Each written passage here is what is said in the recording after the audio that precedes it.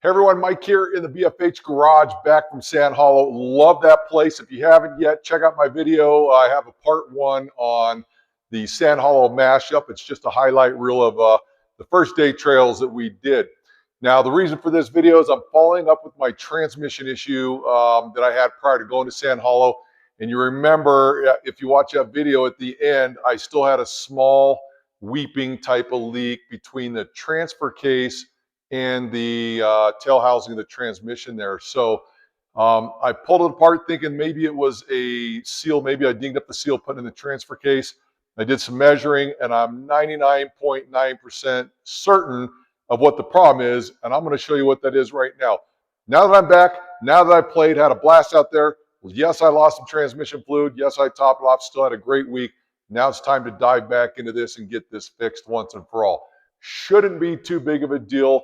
I know what the issue is here. Come along. I'll show you what I'm talking about. And for anybody else who's planning on doing this swap, 32RH to a 241 transfer case, you're going to have some length issues. Let me show you.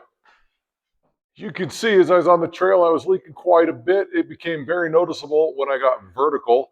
But you know what? Neither here nor there. It was going to come out, and I think it settled in the transfer case when I got verticals when it kind of leaked out. A little bit of cleanup while we're out there, but not too bad. I think I went through just over a quart of adding, so not too much. Let's get the skid plate off and take a look. With the skid plate off, we get up here and take a look under. And you can see that the tail housing of the transmission is still relatively clean. My transfer case right there has a lot of wet spots on it. You can see the drips right there. I am believing and for certain that it's coming between the tail housing and the transfer case. I put some RTV on there to keep it from leaking, but it has to be coming from somewhere. But the only way I'm going to find out is get this thing pulled and take a look. This is a good indicator of what I have going on here. So as I get the nuts loosened on the transfer case, you can see that my leak started coming in real heavy from between those two mating surfaces. So that tells me that this area here, where the input shaft of the transfer case mates to the output shaft of the transmission, is full of transmission fluid when it shouldn't be. There's a seal back up in here on that that the output shaft goes through, and I don't think it was making contact with my input shaft of the T case. Again, we'll get this apart the whole way. We'll start taking some measurements and I'll show you what I'm talking about. All right, stick with me for a second because this is actually pretty funny right here. You remember when, after I got the oil pump fixed and I made it the transfer case back up to the transmission, I put it in gear after running it and I had a small leak right through the mating surface of the transmission to the transfer case. Pulled the transfer case back off thinking maybe I dinged up the seal there. And when I had the transfer case off, I did some measurements, and what I discovered was that the input shaft of the transfer case was just kissing the inside of the seal. So it wasn't making a good tight seal to where that spring clamps down around that input shaft. So I knew going into it that I was going to have some fluid coming out. Here was my fix. I took RTV, put it all the way around this surface here where the transfer case mates up to it. And the transfer case doesn't have a weep hole or anything, so I'm not worried about that. Just thinking that this was going to fill up with transmission fluid, and that would get me through the 5 days. What I didn't realize is right here, there's a little weep hole that comes out right between here. For 5 days, I was leaking some transmission fluid, and Victor, if you're watching this, I'm sorry, buddy.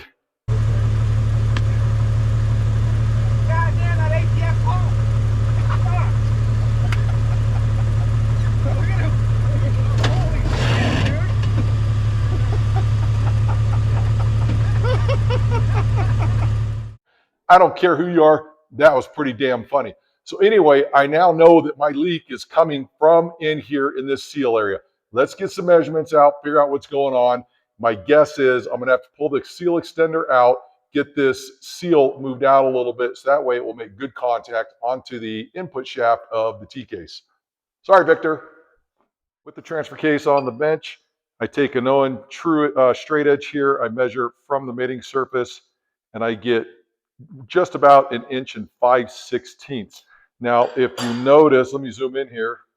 If you notice, this input shaft has a chamfer there, and it's about 1/8 of an inch wide. So if you're counting numbers, trying to figure out where I'm going to get to, you're looking at 1 inch and 3/16 in order for me to have that seal try to ride on that edge. But obviously I need more than that.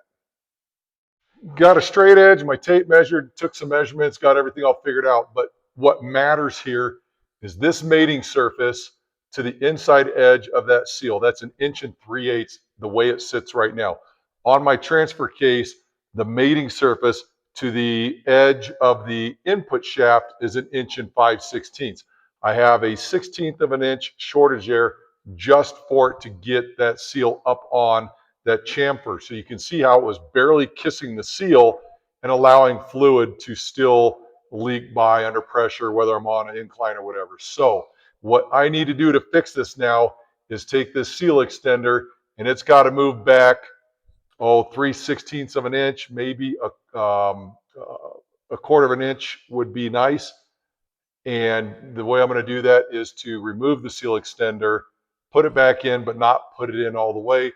Another thing I do is take the seal and not drive it all the way flush to the extender.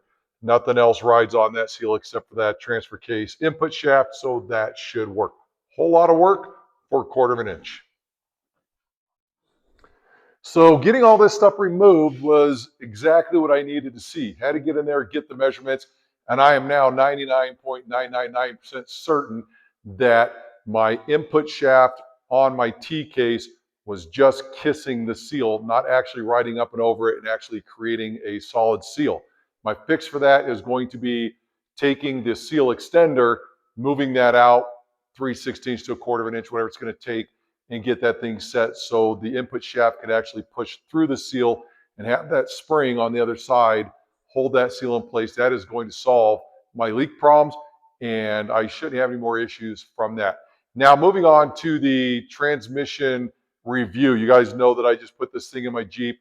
I'm telling you what, this is an absolute game changer for me.